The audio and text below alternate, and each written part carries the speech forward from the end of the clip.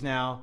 I'm going to go through some of Brooks' actual diets and workout plans, give you a chance to see them firsthand. I think that's one of the best ways to educate and to actually get it in front of you. Real quickly, though, at the end of the workshop, I'd invite you to test out our at-home body fat calculator. It's a great way to get started at home.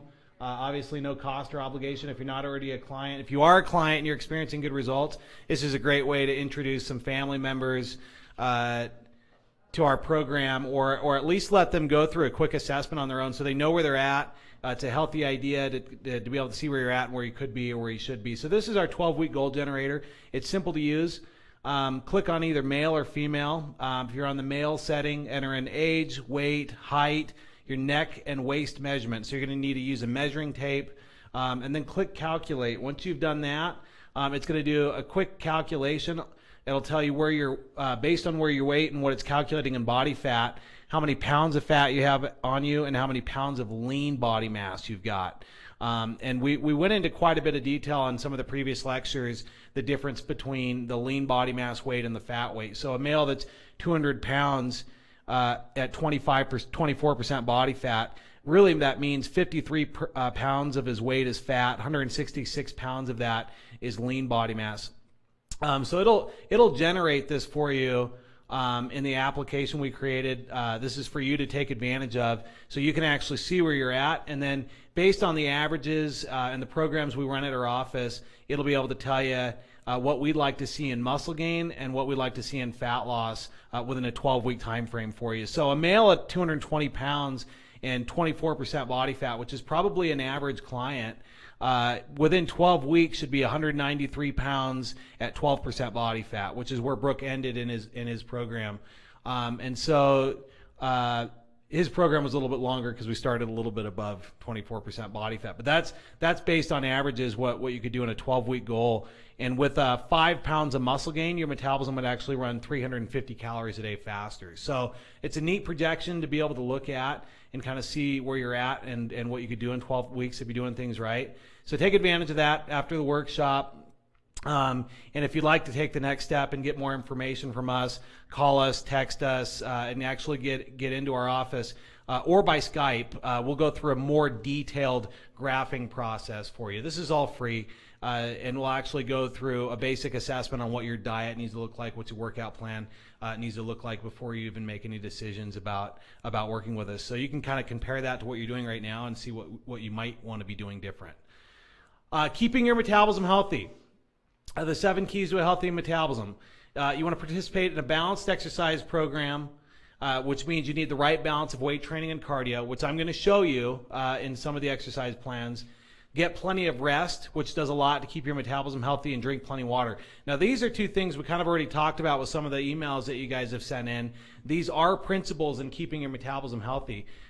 You'll find it's really interesting in program progression. Some of the keys that speed up your results have nothing to do with eating less. And it's one of the biggest misconceptions in the diet industry, that dieters truly believe if they ever want to lose weight faster, that they should just starve themselves more. And to be honest with you, most dieters, in speeding up the results, they don't need to cut more calories. In a lot of cases, they need to eat more food, just more of the right type of food. They need to rest better. They need to drink more water. And those are some of the things that as fitness professionals we use that actually speed up your metabolism. And I know you haven't heard that from your trainer before, but this is good science. So again, Brooks' program, just an example diet you can see, and we'll go through some of these other principles. Eating on a schedule, you can see that in this diet. Frequent eating is one of the best ways to keep your metabolism healthy. Why is that? Because your body responds to the environment. If your body notices a frequent eating schedule and a plentiful food supply, are you copying the diet? No, I was going to take a picture. You're cheating. You get your own diet. You don't need to copy the diet. Go ahead and copy the diet. This is the golden diet right here. Go ahead and test it out for a week. But Brooke will tell you he had to do 24 different diets. So even if you copy one of his diets, it's only going to work for you for 1 week. That's our trick. You got to come see us anyway, because you'll get great results for 1 week, and then you'll like, oh no, what do I do next? All right, so frequent eating. Your body responds to the environment. If you're eating on a schedule, your metabolism speeds up. If you go 6-7 hours without eating, your metabolism slows down. This is not arguable. This has been brought out by all the best research in the last 10 years. And actually, if any of the information we give you is new, if there's any new information in the diet industry at all, this is one of those. This is one of the pieces of that. The only thing new that's come out in the last 10 years is the different things that change your metabolism. That's all that's new about weight loss. And so as we get into this, if it doesn't sound familiar, if you're like, well, wait a minute, I don't remember learning that, it's because it is relatively new information in nutrition. Frequent eating does speed up your metabolism. If you go back to Body for Life program, and I like to reference that because most people 10 years ago tried the Body for Life, had decent results, maintained the results for a while, and so they had a fairly good experience with that. Maybe it wasn't personalized, and there's some things more that they wanted from that. But the reality of it is it had a lot of good science. And one of the principles that they used, that we use in our program as well, is frequent eating. It's something that you have to develop into your ongoing maintenance lifestyle. In fact, this is a meal plan where Brooks eating 6 meals a day, and he'd tell you by the end of his program he was eating 7 meals a day, sometimes 8 meals a day. The smaller and more frequent the meals are, the faster your metabolism can run. It's an incredible way to speed up your results without actually reducing calories. So eating on a schedule. Number 5, or I'm missing number 5. Here's your balanced exercise program. This is number 1 or number 2 in keeping your metabolism healthy. Balanced meaning we have the right combination of weight training and cardio. It's a dieting. It's a problem in the diet industry when dieters are overdoing the cardio and not doing enough weight training. Weight training does more to keep your metabolism stimulated than the aerobic activity. That really surprises clients very often when we go through that fact with them. And I use the research study done on marathon runners as an example. And I say, hey, look, and actually most people can relate to this. They're like, oh my gosh, when I ran a marathon, not only did I not lose weight, but the second it was over, I gained 10 pounds. And they go, I couldn't understand why that happened. It's the magic workshop. It goes on. Where are we at? All right. All right, here we are. So, and they couldn't understand why all that aerobic activity caused weight gain. But if it's not done with the proper stimulation of white muscle fiber, a ton of aerobic activity at a high heart rate by itself can slow your metabolism down. So in Brooks' program, you can see day 1 was pushing muscles, day 2 was legs, and day 3 was pulling muscles. Your pulling muscles, your back, your biceps, and all the different parts of your back, your lats, your rhomboids. And so making sure that we have good even balance and that we're not doing the same, we're not beating up the same muscles every day, but we're allowing good rest and recovery, here we go, is really important. So number 5 on keeping your metabolism healthy, make sure you eat low glycemic foods. Low glycemic foods, which you can see in some of the diets. Low glycemic foods break down into sugar slower in your system. They help keep blood sugar stabilized, allowing your metabolism to run faster.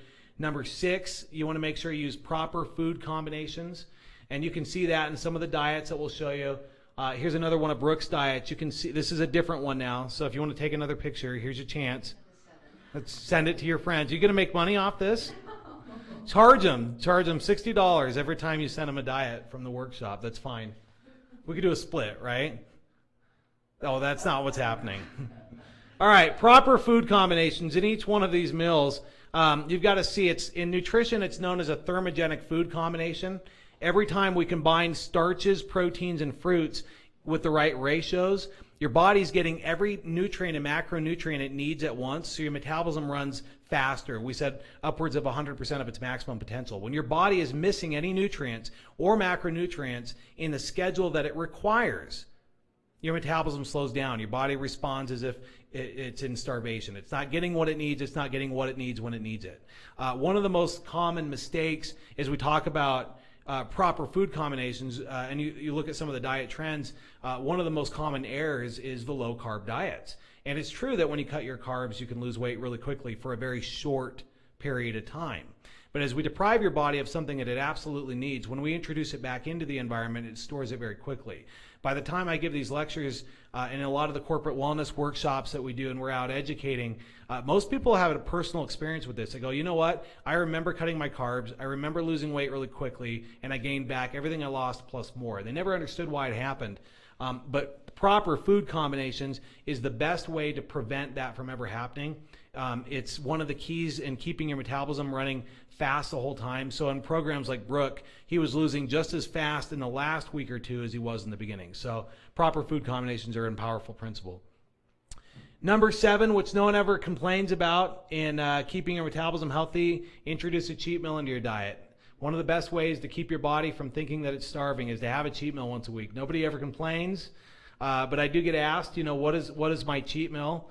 The nature of a cheat meal is we don't try to control it. Go ahead and eat whatever you want. It just has to be within a reasonable portion. And calorically, that probably means for a female that you're staying around 800 calories. I mean, on fat loss, a female is probably 300 to 400 calories at dinner, probably 300 calories. And so your cheat meal should still be less than 1,000 calories. And for a male, maybe a little bit more than 1,000 calories on a cheat meal. And a male on fat loss, an average male dieter, has a calorie distribution of probably 400 calories every 3 hours to produce weight loss. So dinner's somewhere between 400 calories is a high 500 calories to produce weight loss. So even on a cheat meal for a male, he probably should not be exceeding 1,000 calories, which means go ahead and order your pizza, but don't eat the entire pizza. And if you're having wine, that's got to account for some of those calories, thanks to our Park City clients. So make sure maybe the pizza and the wine's not on the same night. Or like Robin always says, jog in place while you eat it. That does actually work, right? Okay. But we got to stay, jumping jacks? Jumping jacks. Yeah, not jogging in place. That would be silly to jog in place while you're drinking wine. Jumping jacks. But make sure that you're within that calorie amount. Okay, workouts a little bit more. Now this is a female workout plan I like to throw in here. And actually in a lot of the female programs, we're going to get it more into next week. If you're logged in right now and watching the workshop, tonight was all about Brooke Lowe. The same principles apply in a female diet as well. But I'm going to show a quick example of a workout and a diet for a female. But next week in the webinar, we're actually going to get into how to write a diet. And I'm actually going to show you step 1, 2, 3, 4, 5, 6, 7, 8, 9, 10 on how to write a diet. We're going to go through each meal, and I'm going to show you how to personalize a diet, how to progress a diet, how to write a diet from scratch. And then the guest speaker is a female, Crystal Taylor, and so we're going to actually go through her story and kind of get a female perspective on this as well. But this is an example of a female workout plan. This is a full body workout. We've incorporated all the muscle groups at once. These workouts have to be less than an hour. Clients are always surprised to find that out. They truly believe that, once they get to the gym anyway, they might as well train for 2 hours. And I actually discovered a little reason why girls do that because the daycare will watch the kids for 2 hours, right? So you figure, I've already got a babysitter, so they work out for an hour and then they sit in the jacuzzi. But we actually need to make sure that your workouts do not exceed an hour, because if you do that, you're more prone to experience the overtraining effect. So this is a well-rounded, full body workout that you can go ahead and take a picture of that works in a female program, and it's a 3-day weight training and the 3 days cardio. 2 weeks from now, we have Susan coming to speak about her results and her program, and online as well. Go ahead and take the female. If you're a female and you want to get your body fat calculated, it only takes 3 circumference measurements. It's almost the exact same as the male calculator. The only difference is for males, you do not need a hip measurement, and for females, you do. So all you need to do this test at home is a scale and a measuring tape. So go ahead and do this, click calculate, and it'll go through your 12-week goals and projections as well, where you're at right now and where you could be or should be. And then if you're interested, the next step, come in and actually go through a full assessment. This is Susan. Like I said, she'll tell her story in 2 weeks. At our office, I love this picture, by the way, the high five. That happens, right, Brooke? Yeah. Sometimes. Guys don't high five. Guys don't high five. We don't do that.